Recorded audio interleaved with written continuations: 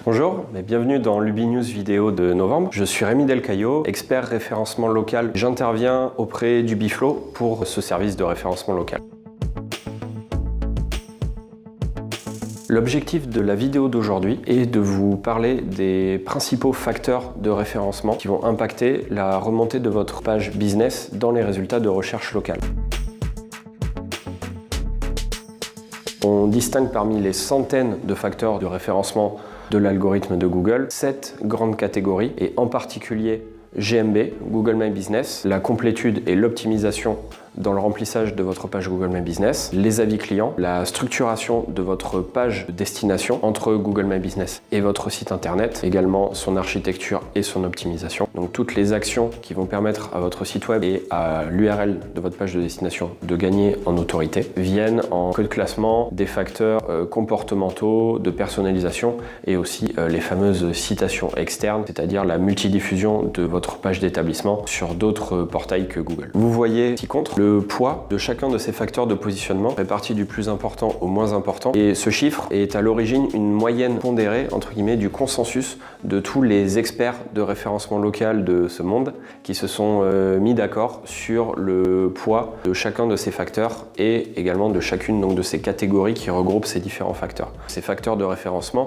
ont tendance à évoluer avec le temps. Donc vous voyez l'évolution entre 2020 et 2021 de ces grandes catégories de référencement. Et de ce que vous pouvez constater, c'est que Google My Business, les avis clients et la structuration de votre page de destination continuent leur croissance inexorable. C'est vraiment une tendance pérenne depuis plusieurs années. Et à l'inverse, le linking, les citations externes et les facteurs comportementaux et de personnalisation continuent leur décrue. Ceci dit, vous pouvez le voir également, le linking continue de représenter quelque chose d'important.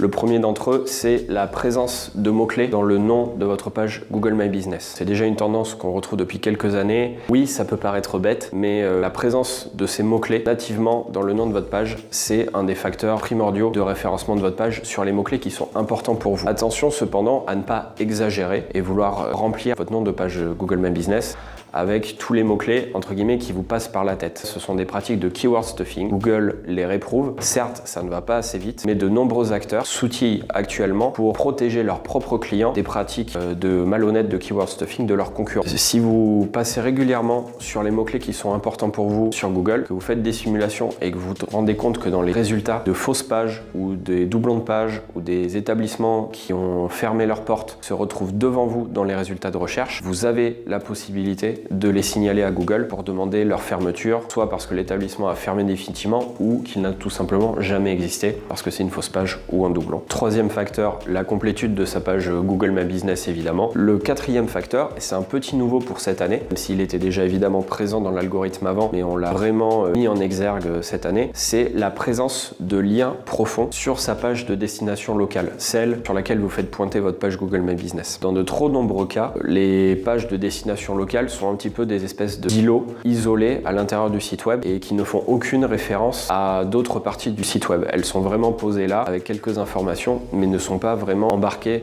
de façon cohérente dans le reste de l'architecture. Donc là, la bonne pratique, c'est le fait de faire pointer sa page de destination locale vers des pages produits, vers d'autres pages locales, vers des FAQ, vers du contenu à l'intérieur du site web qui démontre au fameux Googlebot que votre page de destination locale est vraiment embarquée et homogénéisée avec le reste de votre site web. On va reparler de la catégorie principale de votre page GMB. Donc c'est la plus importante, c'est celle sur laquelle il faut être le plus attentif pour s'assurer qu'elle est cohérente avec les mots-clés que vous ciblez en priorité. Donc c'est vraiment un travail important de vous concentrer sur cette catégorie-là, d'aller vérifier quelles sont toutes les catégories disponibles sur Google pour cibler celle qui correspond vraiment à votre cœur de métier. Dans une prochaine vidéo, on va parler de tous les éléments que vous devez avoir en tête pour vous assurer que votre site web, votre page de destination sont optimisées pour le référencement local. C'est ici que se termine cette vidéo. J'espère que toutes ces informations vous donneront envie d'en savoir plus sur le référencement local. N'hésitez pas à nous suivre dans des prochaines vidéos pour toujours plus d'informations sur l'optimisation de votre référencement local.